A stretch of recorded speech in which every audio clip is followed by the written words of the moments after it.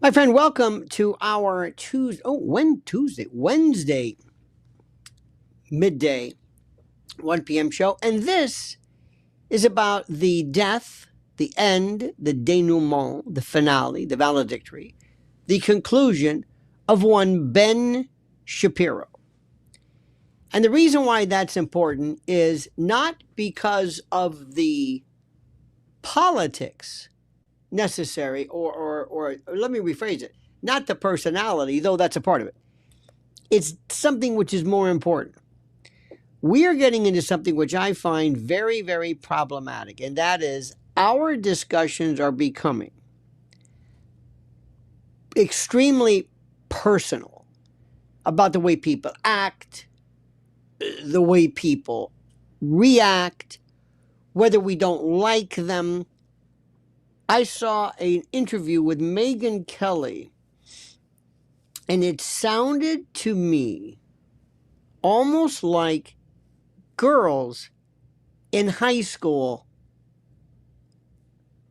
or something from the Real Housewives of New Jersey talking about personalities and trying to broker peace between personalities so that Erica and Candace can somehow get along. Who cares?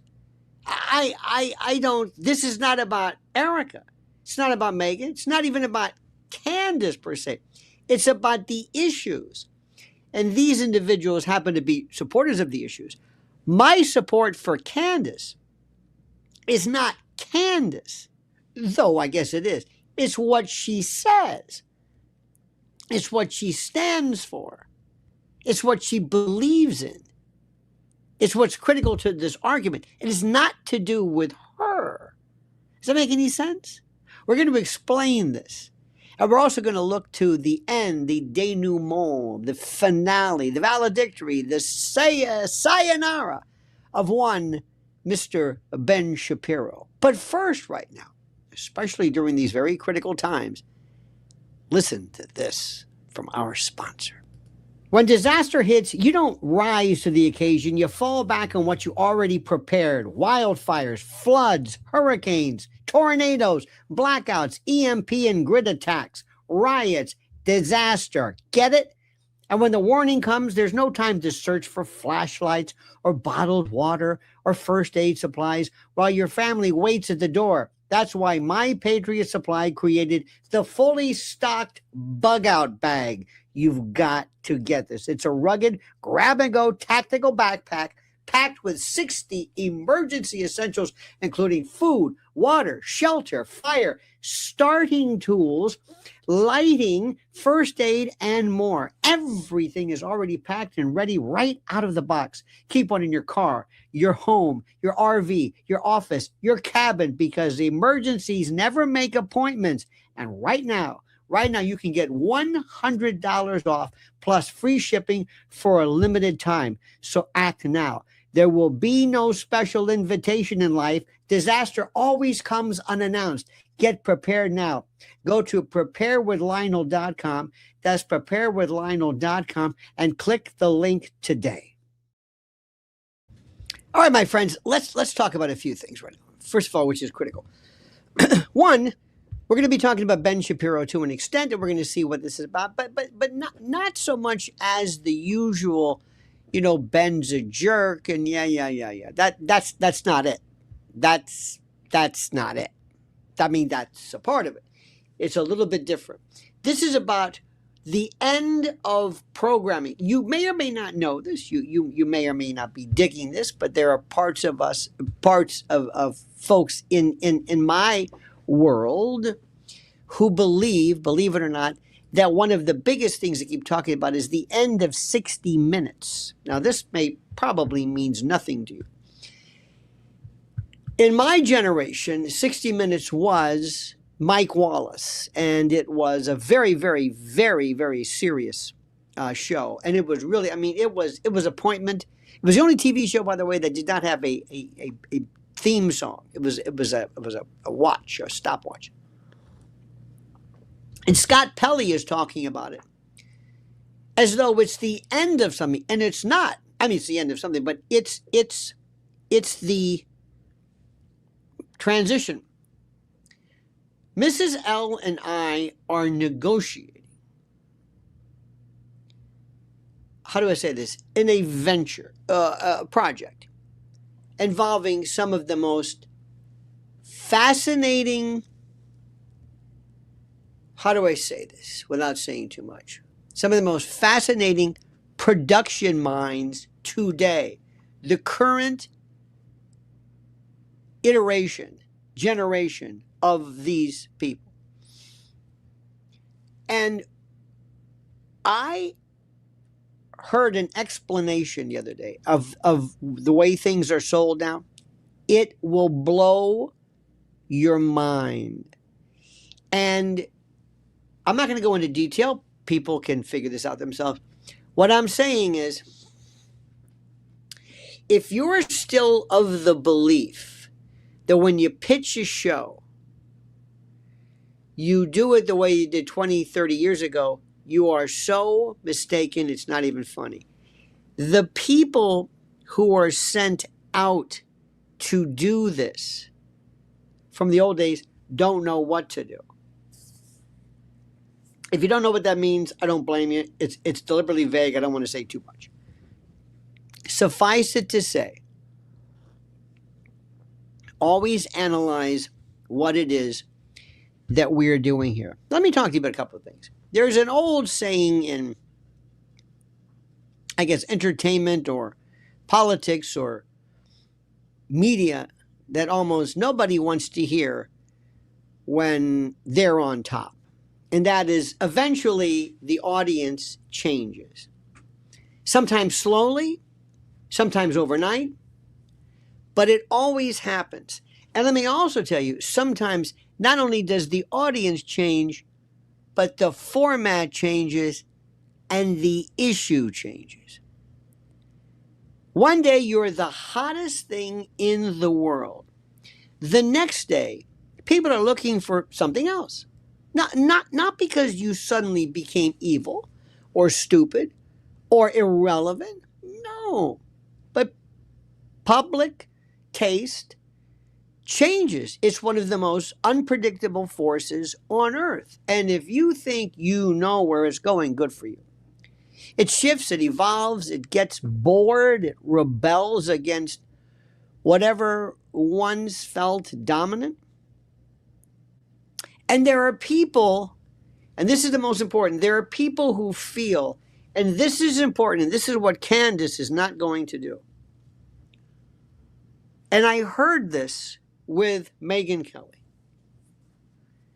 Megyn Kelly turns this into, I like her, a cool girl. I was with Fox, and I'm not, I'm this and that. I'm kind of like a star, you know? I'm still a star. I'm still in the loop. Candace doesn't do that. I swear to God, if you leave her alone, she'll leave you alone. She won't bother you. Everybody who came after her felt her wrath. And it wasn't about personality, it was about the cause.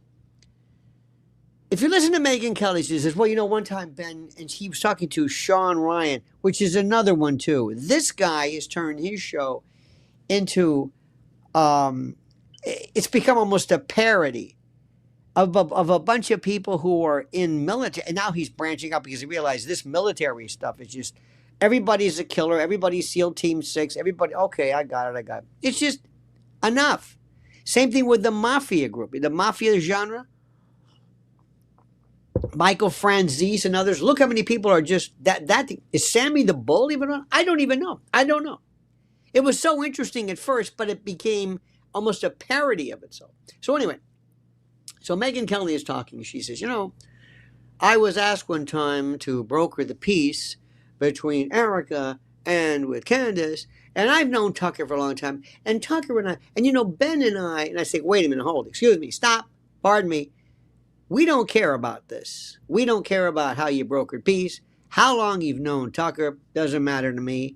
how long you have known Ben, if you party, if you eat, if together, if you're friends, doesn't mean anything to me. We don't, this isn't you're not stars to us. This isn't about, I think I speak on your behalf. We're not a bunch of fans. Ooh, this is so great. Ooh, this is so cool. Ooh, this.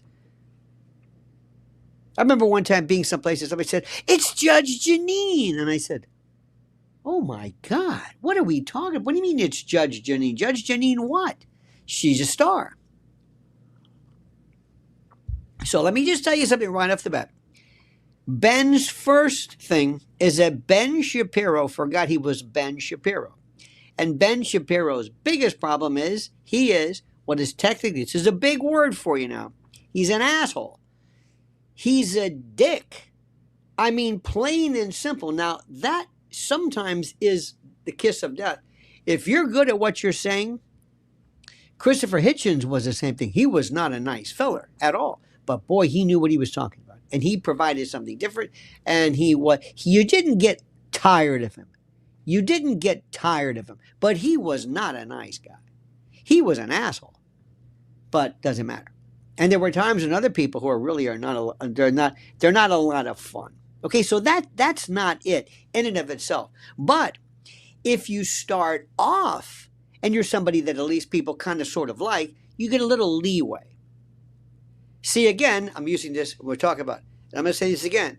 I am not a fan of Candace. I'm a fan of what Candace represents, what she says, or what she. I don't know her. I'm sure she's a wonderful person. This is not a fan thing. I've met a lot of people in the world. Famous people do not do anything for me. Believe me. If you want to ruin your heroes, meet them. It's an old expression, but it's true. It's absolutely the God's honest truth. If you want to do, okay? So let me just make sure we understand this. Make sure we understand this, okay?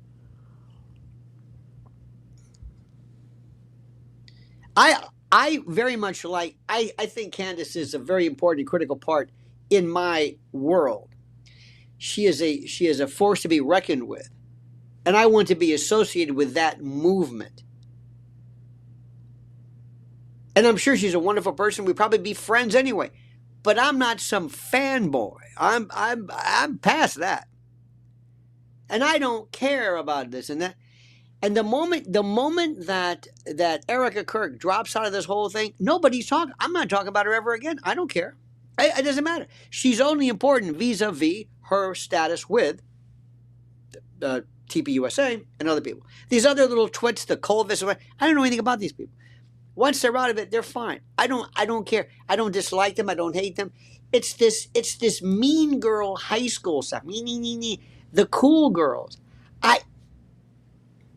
You have no idea how I'm seeing this all day.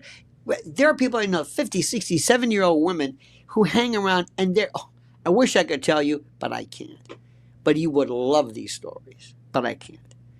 There's this one in particular where there's this cool girl that everybody hangs around, and I laugh. And Mrs. L will say, "Please stop." I say, "Can you believe this? What's going on? This is so pathetic. These people should be ashamed of themselves." Like she's the cool girl.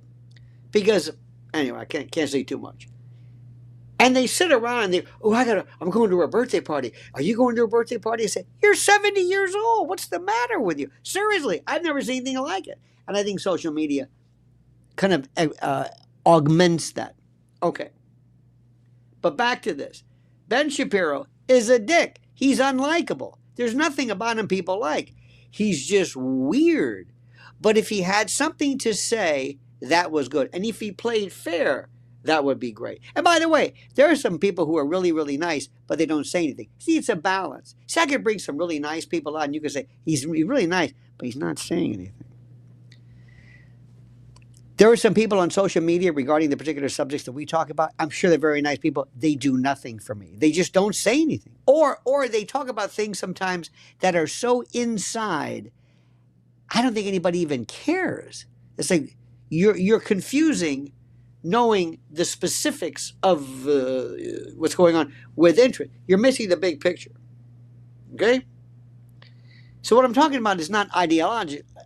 ideology. This is human nature. Now, we've seen what I'm talking about forever. This is the Ben Shapiro thing. Very, very simple. Disco, I know I keep saying this, disco once ruled the world. Then, for some reason, people suddenly acted embarrassed that they ever liked it. And I'm not one of them.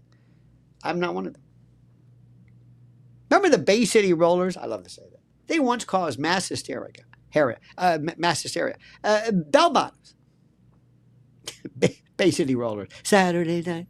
Scottish. They wore kilts. No. Bell bottoms were everywhere until one day they became the punchline. I don't know why. They just did. The pet rock. This is before your time. The pet rock became a national obsession. I don't understand. And then disappeared into a cultural fossil, like as though it was a rock, which it was. Is cultural fossil history almost overnight. Vaudeville vanished. Big band faded. MySpace collapsed. Network television dominance evaporated. Radio changed. We're still trying to make radio what it was when Rush was alive and with us versus to adapt it to what's happening now. That's another story. Newspapers changed. Newspapers. MTV stopped playing music. I don't know why. Nothing stays frozen forever. And that is the real story with Ben Shapiro. Now, by the way, I don't have any dislike. It's not personal. But he's not. I mean, if I had to work with him as a product, I'm saying this guy is very unlikable. If he was running for office, there's not a chance. He has turned more people away from Israel, Netanyahu, and Zionism maybe than anybody. I mean that. I mean that. Whoever said, let's pick this guy. I saw a debate right now with this guy, Rubin, what's his name? Dave Rubin, whatever his name is. He was on with some, quote, kids. They dismembered him. They gutted him. Why they picked this guy? Because he's got 2 million people. He didn't know anything. These young, oh my God, these young people, it was fantastic. I loved it. They destroyed him. Because he figures, I'm Dave Rubin or whatever. They love me. I don't have to know what I'm talking about. Oh, yeah, you do. You know, a few years ago, Ben represented the future. I know it's may sound crazy of conservative media. He was sharp. He was fast. Too fast. That fast speak. I don't know why that was so important. Why people thought it was so. Remember that guy, Destiny? That weird. It was like an acquired taste. Speaking of acquired taste, if I worked with, I'm telling you right now, if I worked with Nick Fuentes, make a new man out of him. He is so smart, but he's got a lot of issues that he can't get around. We'll talk about that later. So Ben built a digital empire when many traditional conservatives still, I guess, barely understood the internet. And this is to his credit. He mastered Facebook before most political media even knew its criticality, and it was, and to many people it still is, how important social media would become. His debates went viral, especially when he went to college campuses and selectively picked those individual or those debates he had where he would dismember some poor kid, but left out the ones where he himself had it handed to him. But his debates went viral, and his clips spread everywhere. And young conservatives, or those people, treated him almost like a rock star, and it's true, like a rock star intellectual. And he is very smart. Do not ever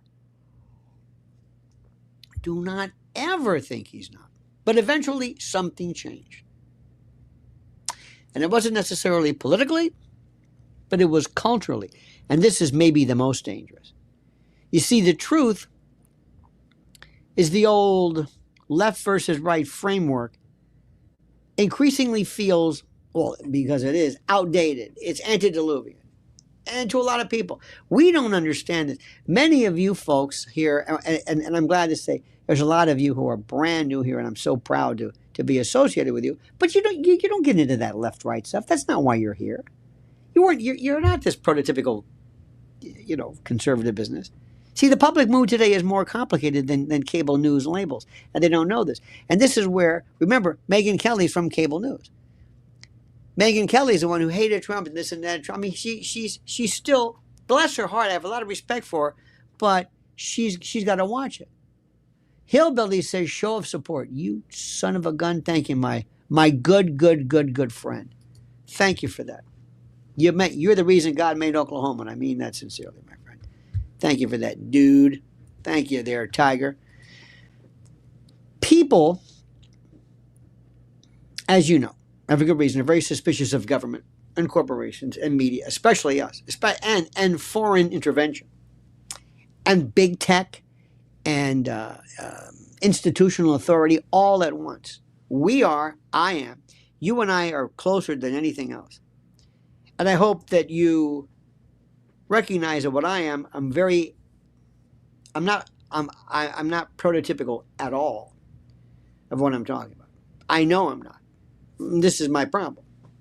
Somebody can support Trump while distrusting Republicans and vice versa. Somebody can dislike Democrats while also opposing war. Somebody can be socially moderate but economically a populist. See these labels. You can be simultaneously a lot of things. It's like music.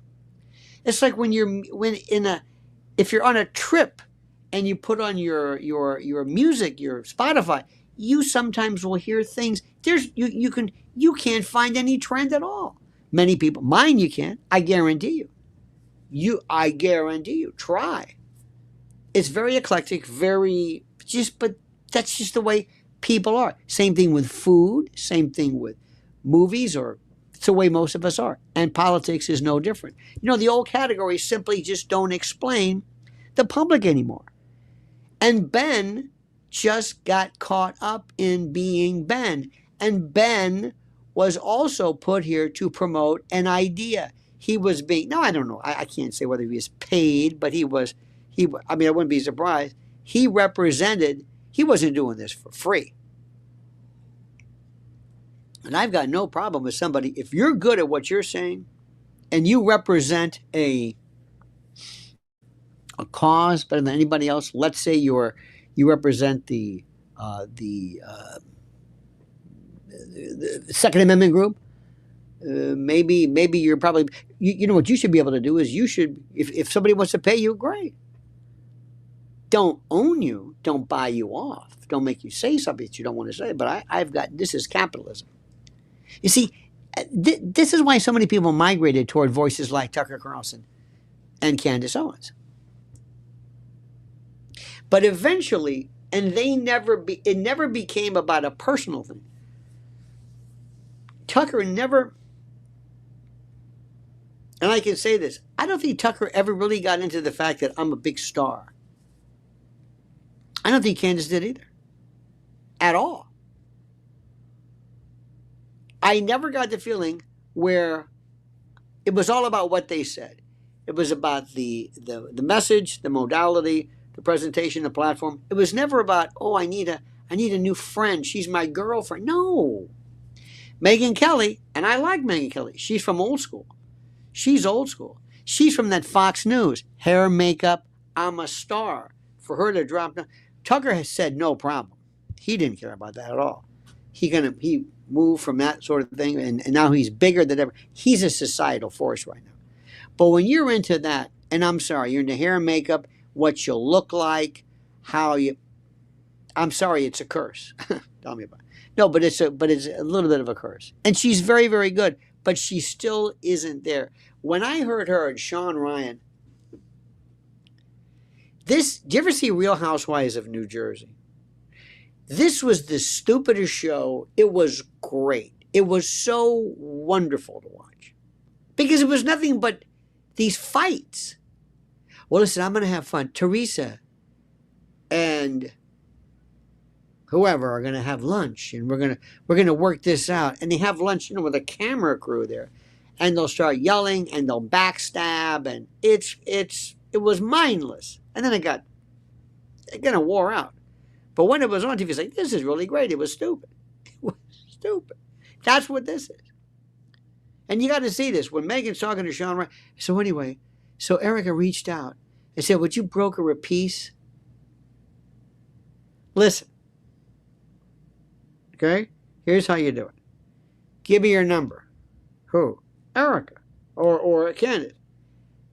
Erica, yeah, Candace here. Listen, you want to work this thing out? Yeah, I don't need Megyn Kelly to work out I don't need that. You want to meet? You want to talk about, listen, I'll talk to you about this. Does it matter to you? Maybe I don't want to talk. I don't know. Let's talk now. You got 5 minutes? Good. Okay, if you don't, call me back. Let's talk about this now. And I'll give you my word, I'll never tell anybody we're talking. That's it. And then you hash it out. Candace tells Erica, "You're acting like a damn fool. I knew Charlie. I'm not saying as well as you did, but as close as you can possibly get. And I don't know what you're doing with him. But you're a disgrace. Now look, as long as you keep doing this, look, if you pull away, remember, if you pull away from TPUSA, you can do whatever you want. You could sell his clothes. You could do whatever you want. You are free from the constraints, from the confines of any kind of moral review if you just pulled back and just acted, but you're still front and center. That's what this is all about. Let me say that again. If Erica Kirk just steps down, it doesn't matter. And she knows that. That's why she won't step down. That's what this is about. It's not that we hate Erica Kirk. I don't know anything about her. I don't know. Sometimes I learn more about her than I really wanted to know. I didn't really care or Franz, but it showed a little bit of a complexity. But for the most part, I absolutely have little to no interest whatsoever in any of these twits from TPUSA. They're all a bunch of little boys and they're running around, they're snide. But anyway, that's going to be closed down. But what we're talking about right now is a couple of things. Oh, and what Megyn Kelly said, but the worst thing about it was when Ben Shapiro said that Candace said, listen to this. You see what I mean? This sounds like schoolyard. When Ben Shapiro said that Candace said that Erica was responsible for the of her husband, she never said that. She never said that. Never. And then when Megan said, well, I'm not into that because I just think Tyler did it, and say, okay, that's it. You're just like everybody else. Listen, no hard feelings, but she just wants to get involved with this. Remember when Trump mentioned Tucker, Candace, Megan, and Alex Jones? Now, Alex Jones, and I'm going to say this forever. You may not like him. You may not like his style. He may be a bombast. Might be sweaty and yells and screams. That son of a gun hasn't budged. He is as legit as he was. He said some things in the past that, so what? I don't know what people have this, they just love to have you veer something. You were great until you weren't as strong about Israel or whatever. People wait for you to violate some rule, like you traversed this line of acceptability. That's nonsense. Nonsense. He's still great. Fantastic. And was there before any of these people. Any of these people. These kids were in school when Alex first came along. So anyway, he was there. And then Trump threw in Megyn Kelly. Megyn Kelly's like, I don't know why she's not a. Listen, no hard feelings. She wants to be more of kind of like a general. Remember PM Mag? She'd love to be a little bit of Maureen Callahan, who was great. You want to see sarcastic. These two women, they're going to be lefty, but they're great. They're very sarcastic. The people who are like on gossip shows and, Megan's terrific for that. But this, when she said, I believe Tyler Lawrence acted alone, it's like, okay, that's it. He might have been involved with trans Tifa. No, Megan. It's not trans Tifa. Don't you hate when some people use a term that all of a sudden, like everything now is ecosystem? You know, in the ecosystem of this trans Tifa, please, you don't know what the hell you're talking about. But when Candace and Tucker, whether you agree with them or not, they speak still in a way that feels less filtered, less managed.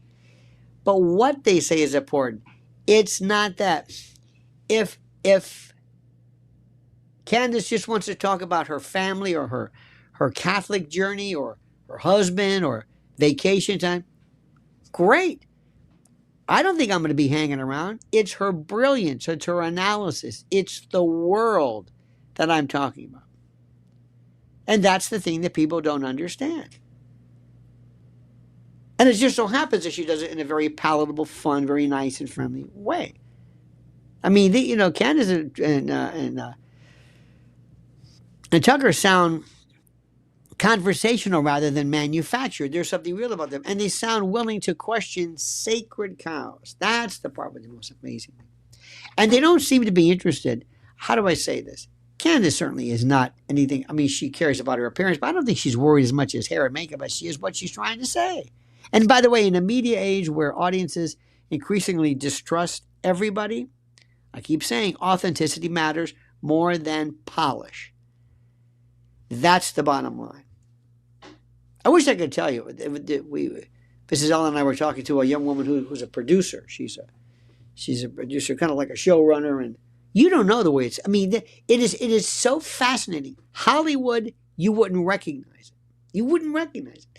And the people who are there trying to negotiate it and figure it out can't handle it either.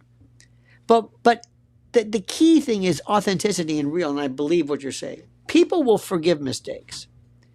People will forgive mistakes. They will forgive weird opinions.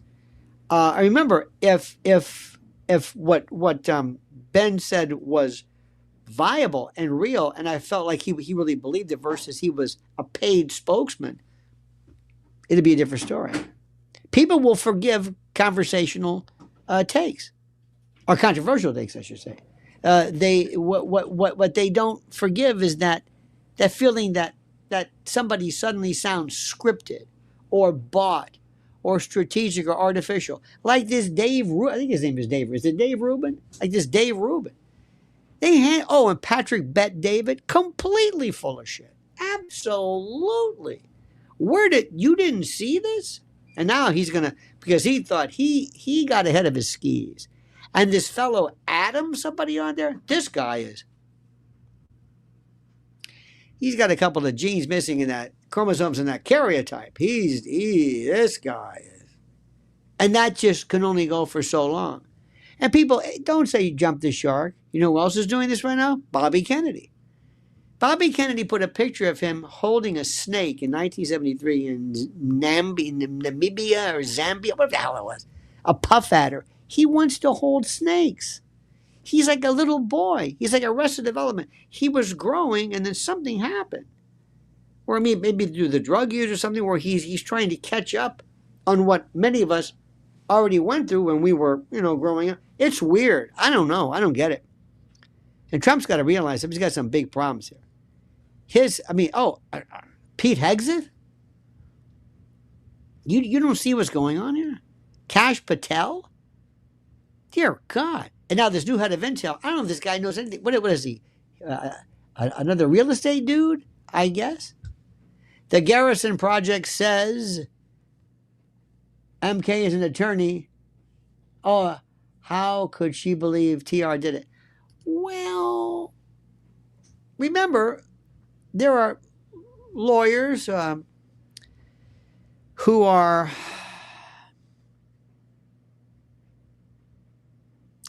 there are lawyers who are themselves prosecutors and always believe that, whatever the prosecutors say is okay.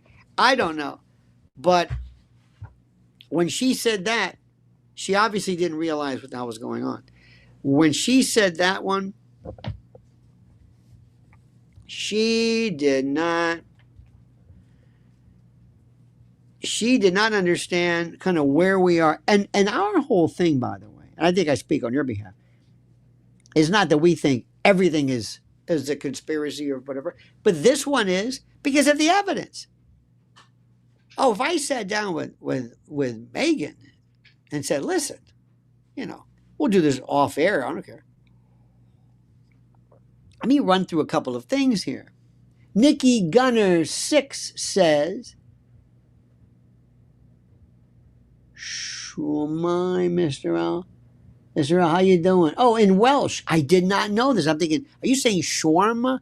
Shwamai. SHWMAE, Mr. L. Wow. Thank you. The Welsh.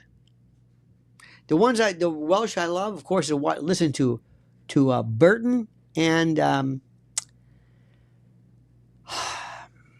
the fellow who did Hannibal Lecter. In any event, thank you. Now, moving on down the line here, this is so great because these folks don't get it. And it was so interesting the way the left tries to, they're trying to explain why. Why is Ben falling apart? Why is Ben no more? They don't get it. They should worry about their own leftist message. See, everything was more or less fine until this guy went aggressively after Tucker and Candace Owens. Why he did this, I have no idea. Remember, pick the hill you want to die on. Pick the hill you want to die on and make sure that you know specifically what it is you're going after. What are you trying to do? Who is the bad guy? Why would you go after someone? Why? Why do you think? Why do you think? Come on, let's see. Why do you think Ben Shapiro would go after Tucker and Candace? Any idea? Anthony Hopkins, thank you. Any idea? Any clue? Any particular take? Any position they might be advancing? Anything? Jealous? Nope. Maybe you might be jealous, but that's not it. What was the story? What was the position? What did they say that really changed? Okay? What is it? What do you think? What was it? What did they say? Somebody said Zionism or Israel. Absolutely. Candace said Christ is king when she was that was a part of it. That was one of the dumbest things ever when she was with Daily Wire. And Candace knew exactly what she was doing. Sad to say that came.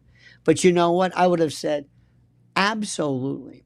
We live in the United States, freedom of speech, freedom of religion. You say whatever you want. October the 7th, everything changed. Let me explain something to you. And we're at the point right now where it is now past debate. We're not even discussing this anymore. It is not even subject to debate. None of it is. I am telling you right now, flat out, one of the most important things in the world. And this is very, very critical. Up until now, and I've been doing this for a while, I've never heard anybody say so much about Israel like they did after Gaza. Something happened. It changed. Whatever happened before was one thing. This was different. They came out of the woodwork.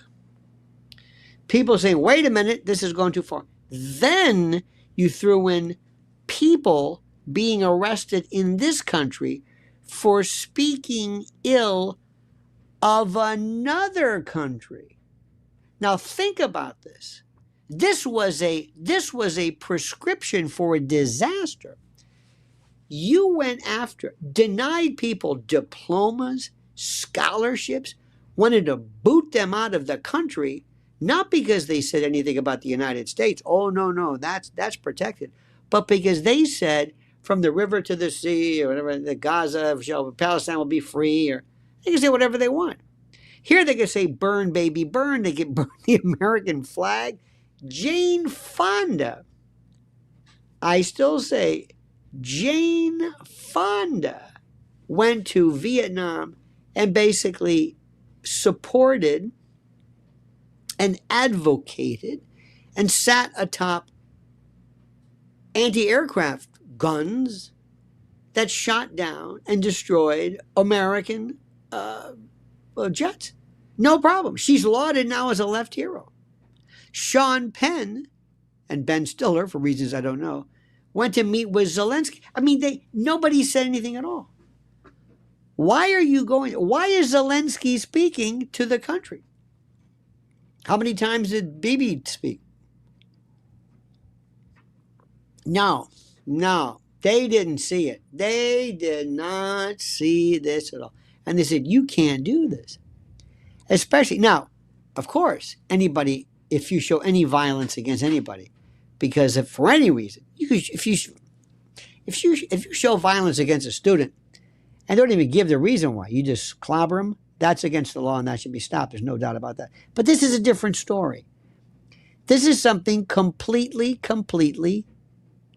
different. It changed drastically.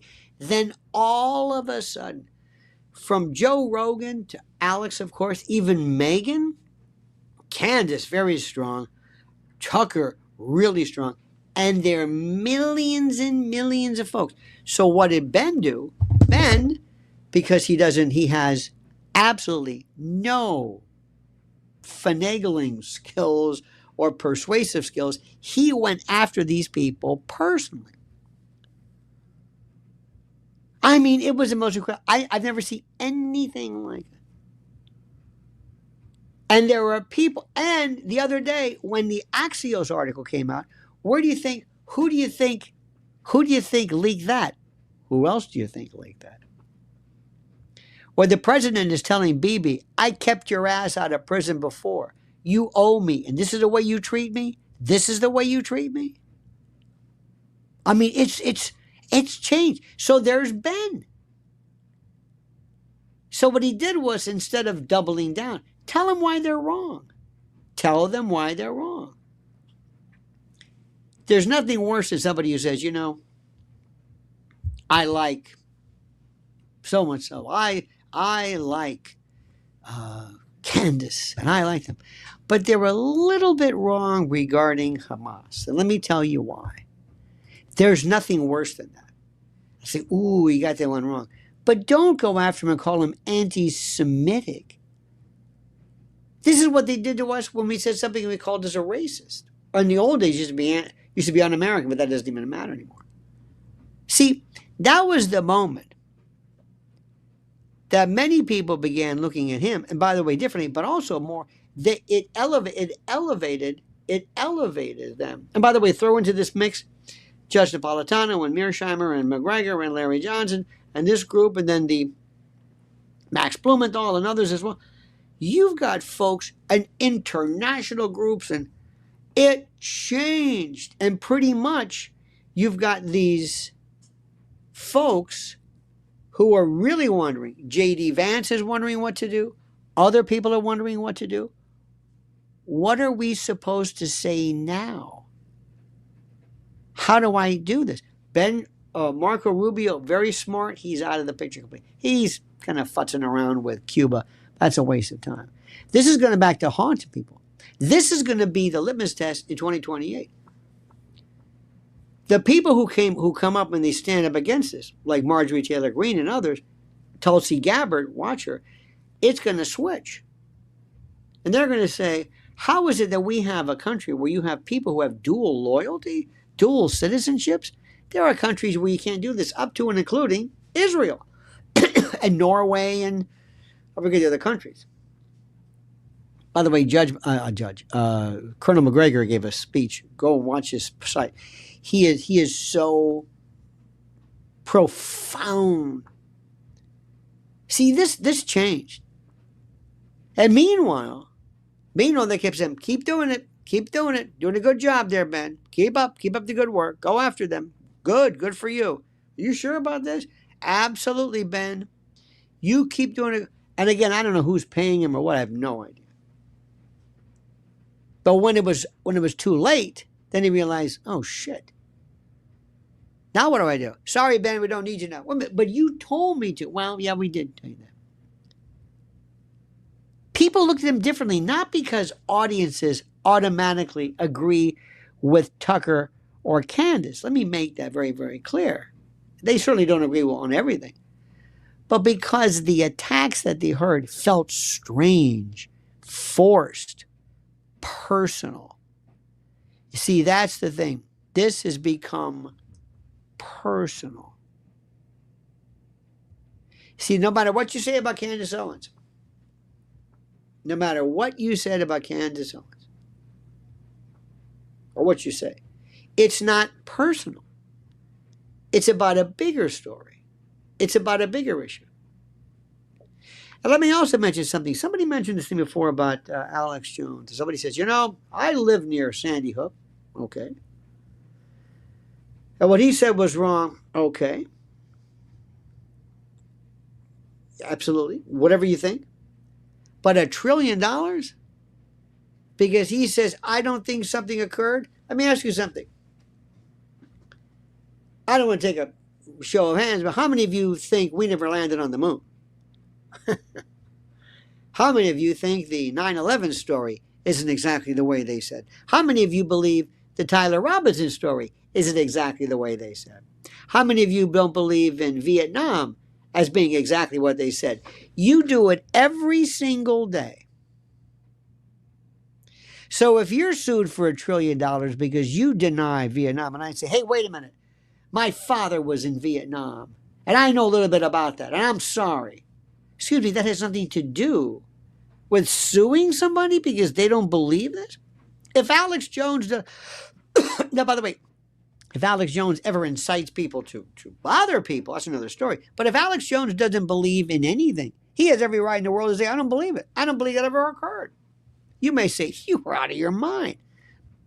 We do it all the time. We do it all the time. There are people who say, I don't believe this, I don't believe this, I don't believe that, I don't believe. It's unbelievable. And the issue is not, and this is issue division, by the way. The issue is not whether he has whether you can, if somebody can sue. They want to shut him down. And the people who are behind that, it was to shut Alex down. And when somebody says, I'm sorry, but I live near Sandy Hook, what does that have to do with anything? I'm sorry. But, my father was Buzz Aldrin, and people came and they came to our home and they attacked him. And he's almost 100 years old. And they helped because you started all that nonsense about not landing on the moon. And he's afraid now because of that. Well, I'm sorry, but that's what, every time you say something. Hey, wait a minute, don't say it about 9/11. I lost friends in 9/11. You can't say anything about that because I have a connection to it. Don't tell me that 9/11, don't tell me that those buildings did not collapse merely by jet fuel. Don't tell me that because I know something about it and my connection outweighs your opinion, even though your opinion may be just completely nuts. Do you hear what we're doing? You hear what we're doing? Somebody actually says, I'm sorry, but I live near. What does it have to do with anything? It's a good point, but Alex Jones can't speak? $1 trillion? Come on. Remember, if you incite, folks, that's another story. And inciting is this is the Brandenburg case. See, we got to be very careful. Sometimes we are the worst people ever. We are the worst people. And when they say, look at this, hey, wait a minute, don't you dare say that that Tyler didn't do it. I was there in Utah. I was there. What does that have to do with anything? Damn it, I was there. You hear what we're doing? We've got to remind you sometimes of how you don't want to get into that. But as people are watching all this stuff, to a lot of viewers and folks, all of this looks about like Ben Shapiro, less like sincere disagreement and more like somebody protecting a brand, somebody defending donors or trying to maintain something, some kind of an establishment approval. There were people who actually said they don't even know what the hell, why they're so smitten with Erica because they just don't like Candace or something. I don't know. And by the way, this is whether this is fair or unfair, this is the perception. And perception in media is everything. Perception in media becomes reality. And there is also, by the way, a basic law of, I guess, public life that smart entertainers and broadcasters have always theoretically understood. Theoretically. And this is something which I think is very, very critical here. If you attack extremely popular figures, you better have a very compelling reason. Otherwise, people start wondering why you're doing it. That's all. Tucker Carlson built one of the largest audiences in cable news history. And there were a lot of people who loved to see Tucker go. Hannity and others. I'm not saying Hannity had anything to do with it, but he was so happy. Hannity now can say, I'm top dog. And what is he doing? He's doing this modified Sean Ryan show. A little late. You know, the rumpus room with the wood paneling. And, you know, like but let me tell you something. Tucker changed everything. And Candace Owens, by the way, developed a massive loyal following because she speaks with emotional conviction and people agree with her. Whether people agree with her or not, they love her. In fact, talk about somebody, she said repeatedly that she believes that Brigitte Macron is a dude. Oh, I've lived near the Champs-Élysées, the Versailles, and I speak French, and how dare, of course they should sue her. What? Talk about changing, being a revisionist. Think about that one. So when Ben Shapiro all of a sudden started publicly clashing with Tucker Carlson and with Candace, a lot of viewers didn't see courage. They saw somebody punching sideways at people his own audience already liked. And the only thing that a lot of people are saying is, you're doing this because you're paid, or you're on the payroll, or you're some kind of a hitman. It's what they thought. They said, why would you do this? You're going out and you're not even giving a good reason. To call her an anti-Semite, especially after Christ is king, sorry. Excuse me. Believing in Christ does not necessarily mean you have any negative thoughts against Jews or Muslims or atheists or Zoroastrians or anything else for that matter. Christ is king does not mean and everybody else is wrong. It goes to show you a little bit about they just wanted an excuse. And because audiences today are not loyal to networks or brands anymore, keep that in mind. They're loyal to personalities. And they follow people, not institutions, Ben. And the old media model is collapsing in real time. You know, CNN, by the way, once mattered more than individual hosts. You don't remember, I don't know if you were around there, 1980 when CNN came, oh my God, 46 years ago. It was the second coming of the Tiffany Network, of Cronkite. I mean, it was great. It was terrific. Not anymore. Now, individual host matters more than the companies. And you get people like D.L. Hughley and what?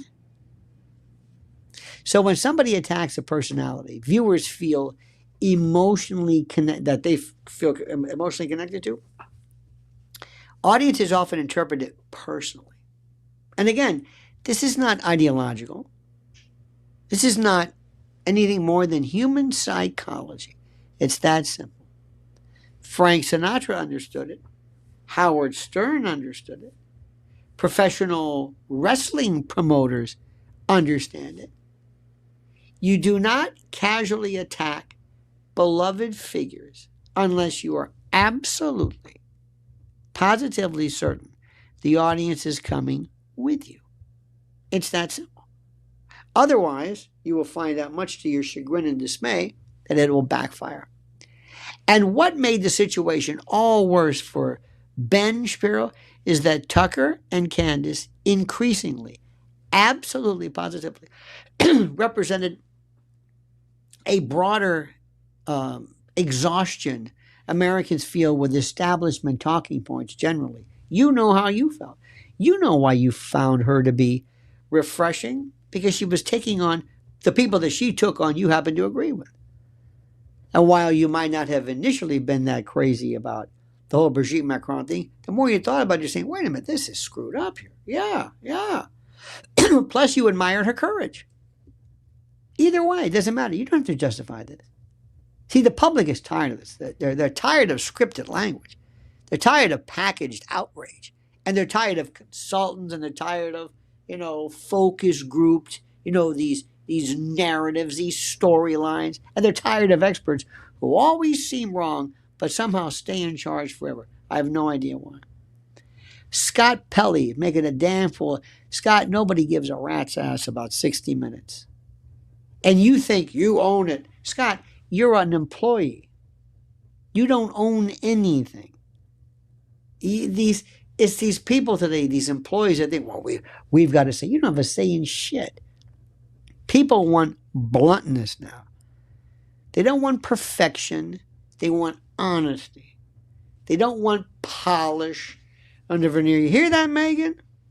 Nobody's interested in what you look like. And if you sound like you're playing the middle of the road too much, and when you said, I think Tyler, and you're going to broker the peace, oh, come on. Broker the peace. What are you, Kissinger? Shuttle diplomacy? Okay, I'm going to go meet with Erica. Okay, I'm going to take this note to Eric. Knock, knock, knock. Sorry to wake you, Candace, but here's the note from Erica. Okay, I'll go back. What is this?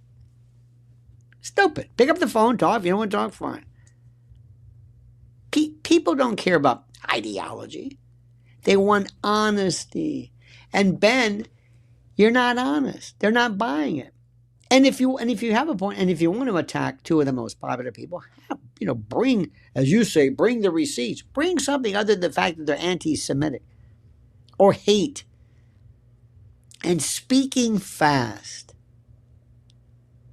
and speaking with a tremendous celerity does not necessarily impart wisdom. It's kind of it's like creepy nervousness. It's weird. Just honesty, Ben. Or at least what maybe feels honest. And that is why the old left-right labels don't really work anymore.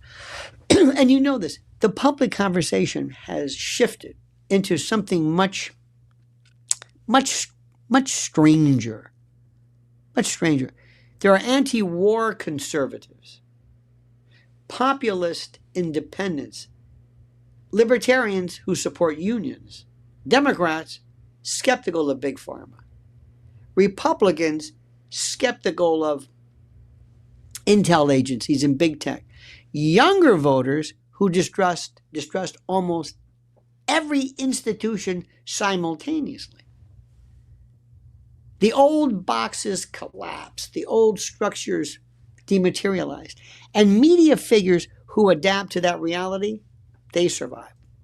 And those who remain trapped inside older ones, they struggle. And by the way, one thing too you got to understand. You've got to figure out, what is this dude all about? Take Nick Fuentes. I don't know if you're... This guy, when he's right, boy, he is 100% right. What he said about Trump and America now, absolutely correct. But then he'll turn around and he'll say something about Jews that creeps people out. Let me explain something to you. Okay? Let me explain this to you. And I think you know this, but I'm going to explain this. There's a lot of us who remember history. And while we know there's a big difference between disagreeing with Israeli policy and Judaism, there's a difference between being against bombing, Gaza, and people who are against. Remember the perfidy of the Jews. Remember this was that part from the Easter portion that Pope John the 23rd. Roncalli got rid of. So when I hear people, sometimes like Ben, talk about the Jews, there's this, you can almost hear it in the amount of time it takes. You can almost hear it. It's like, I don't like that. it's the blacks again. It's like, wait a minute, hold it. Wait. Not the blacks. Some, this, You feel the same way when they say the whites. So Nick Fuentes is doing this on purpose. He wants to, he loves that thing. It's like, be careful. Because you can't be uncomfortable liking something. Let me give you an example. As I told you, I love professional wrestling. And I worked for years with Gordon Soley, one of my best friends ever. And we were talking one time about the philosophy of wrestling. And I'm going to tell you something right now. I'm not a big UFC fan. Kickboxing, calf kicking, basically trying to break legs and things like that. Listen, why don't you just go out and just crush windpipes and try to kill each other? I'm not the biggest fan. I'm more old school. I like boxing, but it doesn't matter what I think. But something happened when I saw two women beating the crap out of each other. I didn't like this. It was really weird. And you know what? I don't know about this. It's still weird to me. I don't like it. I don't want to see kids fighting. I don't want to see, and I know maybe this is sexist, maybe in a weird way. Two women beating the hell out of each other with black eyes and bleeding and unconscious. I don't know. Every thought of some woman being beaten by a man or overwhelmed by gangs, it's just weird. And this just might be my problem. This just may be me. And I admit, but you realize they're not Ronda Rousey, okay, fine. But when Gordon was talking about somebody, he said, the reason why people want to know is they say, listen, if a 300-pound man hit somebody in the face as hard as he could, he'd kill him. Jaws would collapse. It takes boxers sometimes weeks to recover after a fight. And these people are doing this night after night. But it's because of the fact that they're not hurting each other that you enjoy it. That you can say, okay, I'm not going to feel guilty because I know they're not killing each other. It looks good. They're great actors, but they're not killing each other. I don't want this to get personal. I don't want to feel bad listening to somebody. When you are in a position, if Nick Fuentes says 80% smart stuff, and the 20% that say, ooh, it's the 20% that are going to hold people back, not the 80. That doesn't work. You understand? For the most part, sorry, it's that 20% or 10 or whatever it is. And that's the thing. See, that's what Ben Shapiro doesn't understand that. No matter what you've said, you're saying, and you said repeatedly, that Candace accused Erica and TPUSA but Erica being responsible in the elimination of her husband. She never said that. That's all they're going to remember. You just lost him. You just lost him. You know how you done this trick? You ever did this? You ever heard this before? You say you're not saying something, but you're saying it. You're going to say, look, I'm not saying that Candace is alleging that Erica had anything to do with this. But, now what I just said was, if you read back the transcript, it will read, I am not saying that. But the way I said it, I'm saying that. That's exactly what I'm saying. I'm not saying that she likes the fact that, I'm not saying Erica is kind of feels she's maybe better off. That's exactly what I'm saying. See, you can read through this. You can read through this stuff. You're not a fool. We're not a fool. We understand this. And Ben didn't understand. He figured I can say whatever I want. No. And let me tell you something. Once they just don't find you interesting, that's it. I mean, it doesn't matter. They won't even come. It's disco. People who love disco, people who said, my God, the Bee Gees and Casey and the Sunshine Band and, oh my God, Heat Wave and, oh God. And, sorry. Thank you very much. Appreciate it. That's why we have classic rock and oldies. We will listen to them, but we're going to take them out of the rotation and put them over here. That's what that is. And that's what we're talking about right here. So a little bit of advice.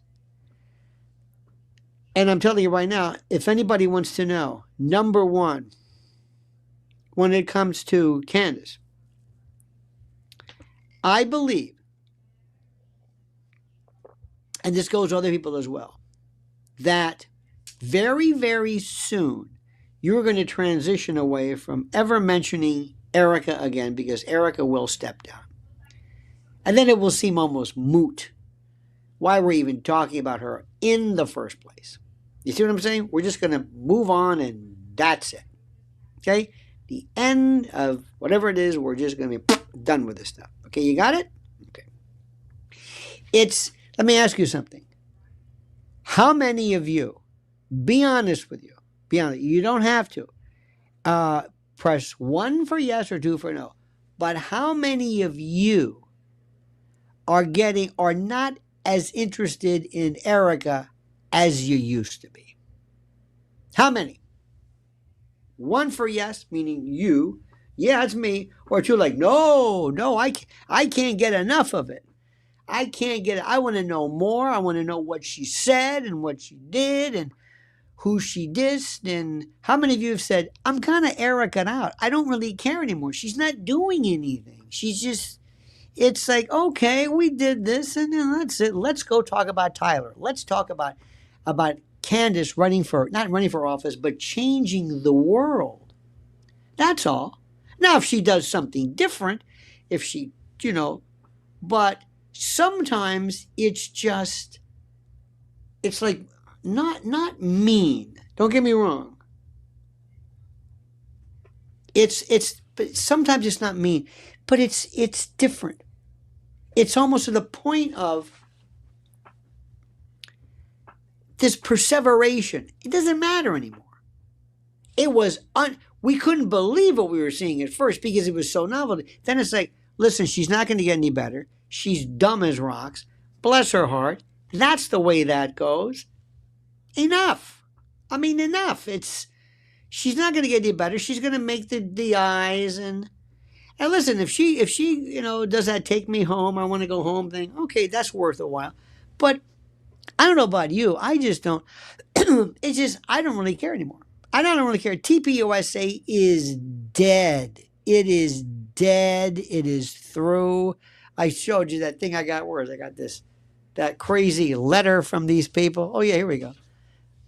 I just thought, this is personal reply to Erica. Dear Erica, yes, you have my total heartfelt support.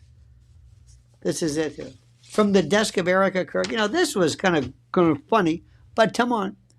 Mary Formaster says, anyone who still uses the term conspiracy theorist as a pejorative is on the side of the conspirators, whether they know it or not. Oh, agree with you 100%. Mary, touche, young lady. Absolutely. You do know, though, that the word is even wrong. A conspiracy. And then there's a theory about a conspiracy. A conspiracy is an agreement. Let's say, Mary, you and I together agree. We're gonna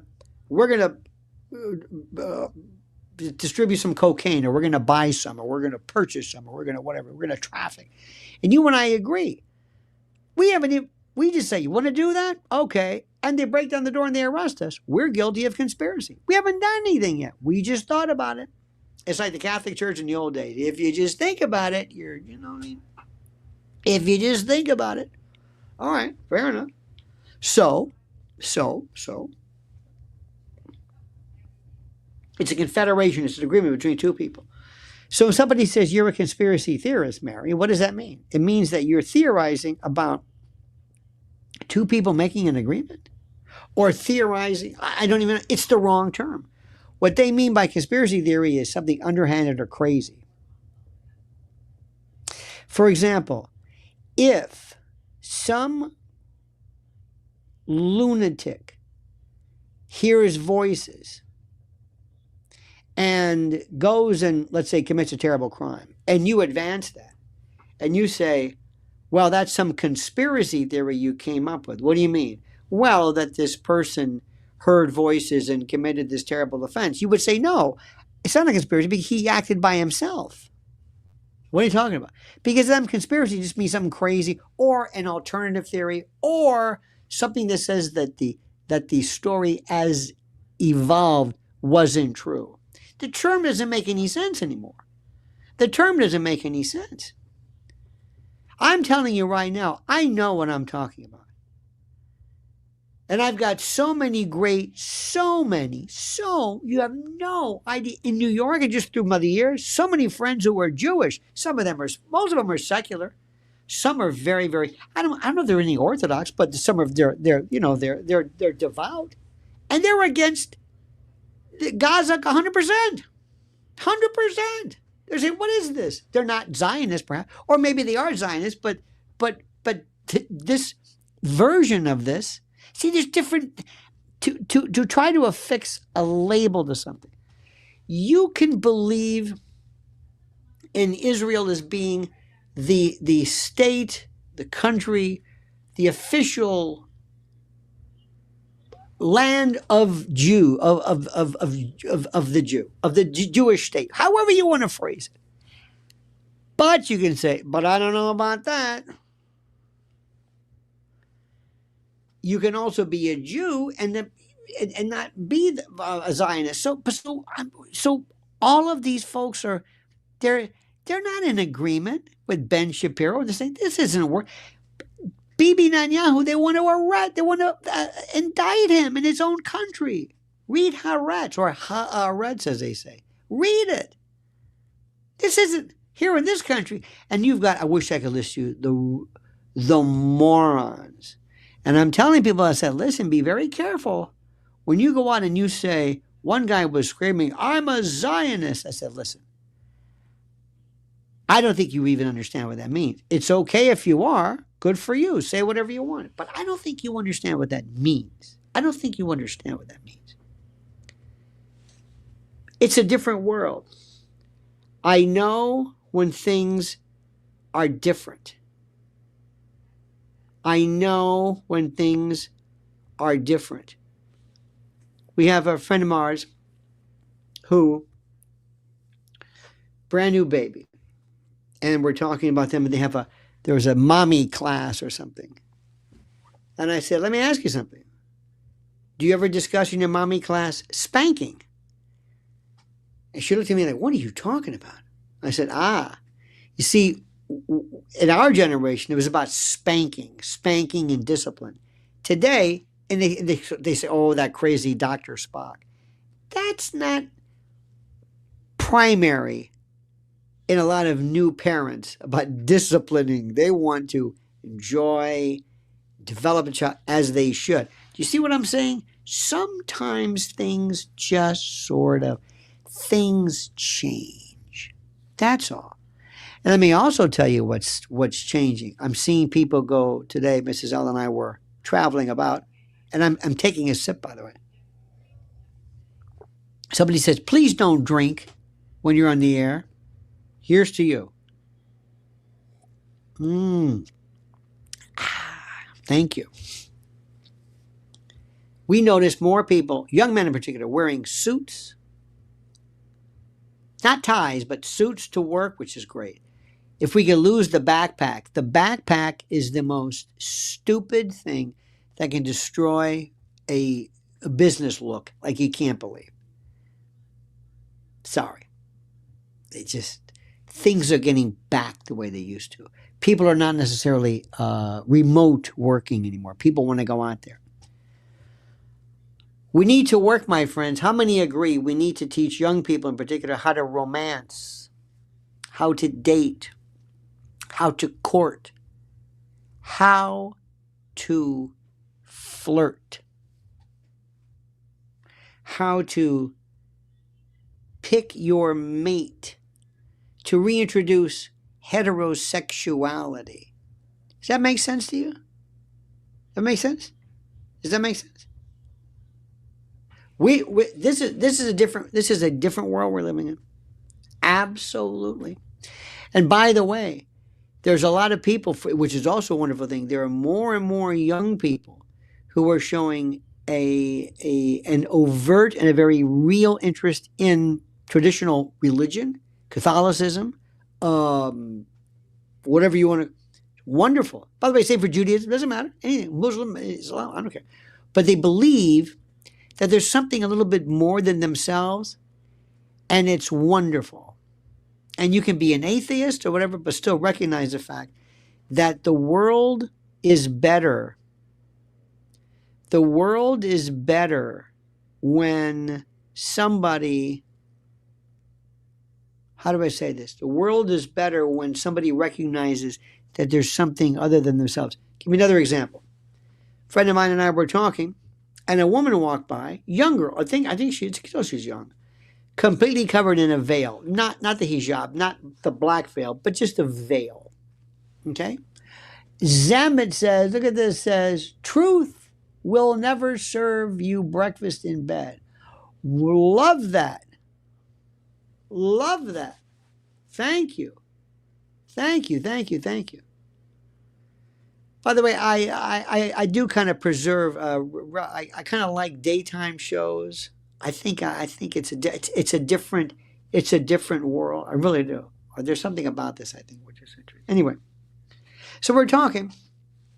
Woman walks by, younger, covered. She has her face, but she has a mask on it, which might be a kind of a COVID mask, but she's covered in veils. He goes, oh, there you go. I said, well, let me ask you a question. I said, do you think that person is going to commit a crime? Do you think that person, when you see people who are wearing, not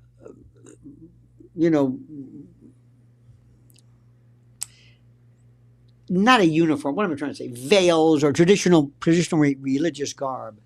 It is very easy. You will see all the time men stopping, having their rug. They might be a hot dog vendor selling dirty water dogs. They may be whatever in the street, but they will have a rug and they will pray in the middle of not in the street, but they will stop what they're doing.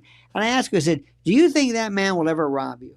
Do you think you ever have anything to fear from this? Now, if somebody said, if all of a sudden there was nothing but people who believe that, and all of a sudden there were calls to prayer at 3 o'clock in the morning, and if all of a sudden Sharia law, that would be a step. I said, but before we get there, when you see somebody who has devoted their life to a particular orthodoxy, or somebody who believes in something, somebody who wears a dress, somebody who stops what they're doing, does not care what anybody thinks, pulls out a rug, bows to the east, in the middle of, Times Square, do I have to fear that person? Now, some would say, yes, again, because of the encroachment. I say no. It's the punk, the one who doesn't believe in anything, the one who doesn't believe in a God or Allah or whoever it is who feels no obedience or obeisance is necessary to anything other than themselves. That's the person I fear. That's the person that's going to hit you over the head and take your wallet. That's the person. These people are from families, integrated nuclear families, mother, father, sometimes grandparents. They live together. Chinese too. There's no decline in the American family with these folks. So there's a lot about this I respect big time. Now remember, when a religion or a culture seeks to replace your culture versus to augment it or to absorb it, or that's a different story. We'll get to that immediately.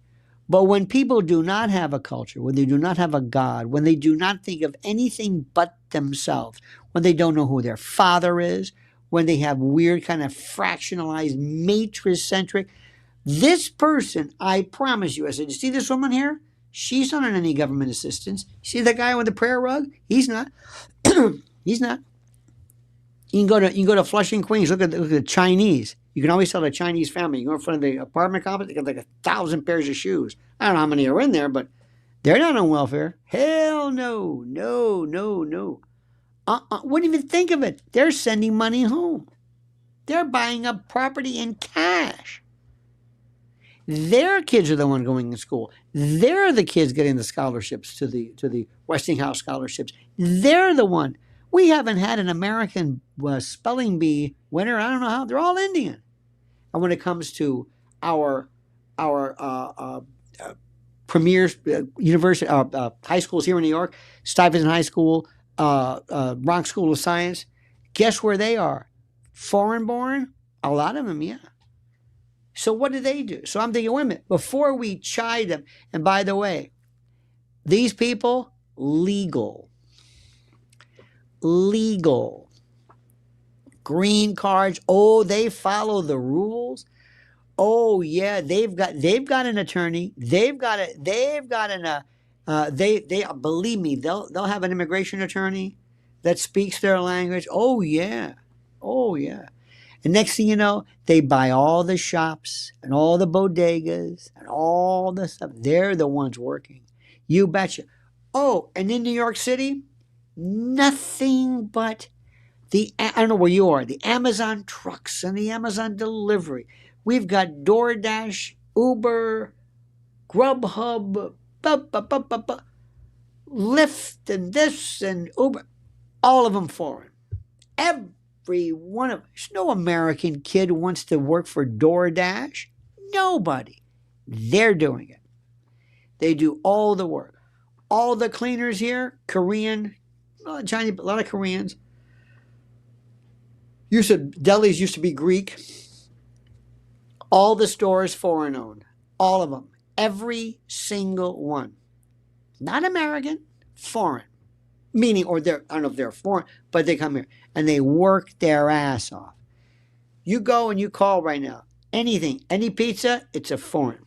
Used to be Mexican, now it's all over the place. And a lot of Africans coming here, they don't speak a lick of English, and they've got a phone, and they've got a helmet on, and they've got those e-bikes, and they're delivering all the time. So let me tell you something. There's something to be said for that. And what we need in this country is what they learn exactly. Remember, they're not on welfare. They're not committing crimes. They have structured families, and they're not committing crimes. What does that tell you? Now, who do you think would best? I think probably Ben and Tucker and maybe Candace would probably agree to that. I think too. See, what I just told you right now, everybody agrees with that. Left, right, middle, populist, everybody says, good. They agree with it, 100%. There are these few people who like to pretend that ICE is a bad thing and they want to. All you got to do is remember something. Common sense. Now, my friends, I think you guys are groovy. Every single one of yous. Seriously. We're on to something right now. And you and I are we are exactly the same. I'm telling you. We know we agree so much. And remember, what I think I can say about you is we're not stuck with somebody.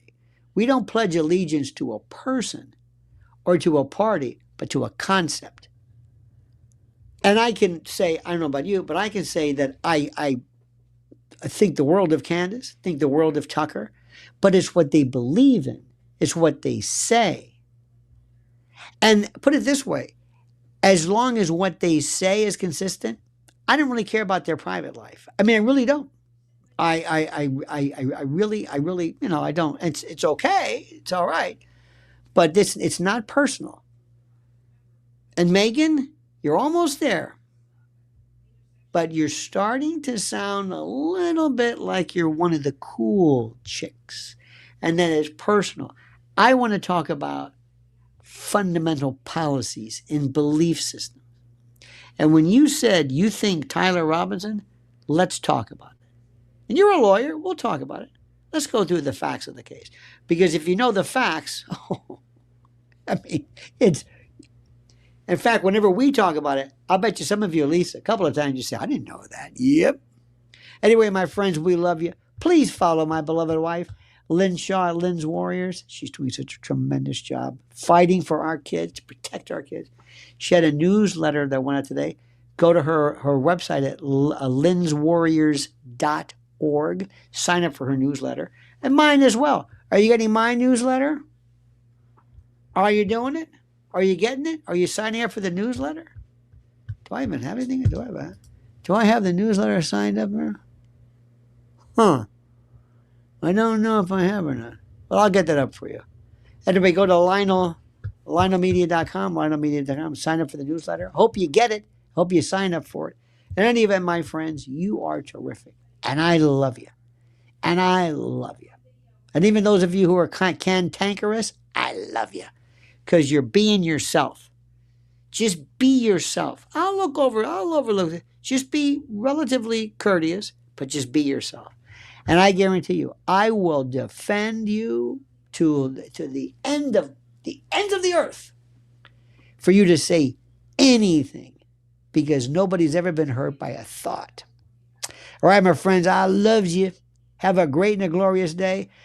A little bit later on today, I'm going to be on with my good friend Natalie Morris on Redacted, about 4-ish, 4:30 or so. Haven't done that. We're going to be talking legal stuff about consent and the like. And it's going to be a tremendous day. Anyway, I love you. I really mean that. Have a great and glorious day. Please like this video. Subscribe. We're well over the 400,000 mark. Thanks to you. And hit that little bell so you're notified of live streams and new videos. And I love you. We'll see you next time. But don't forget, the monkey's dead. The show's over. Sue you. Dad.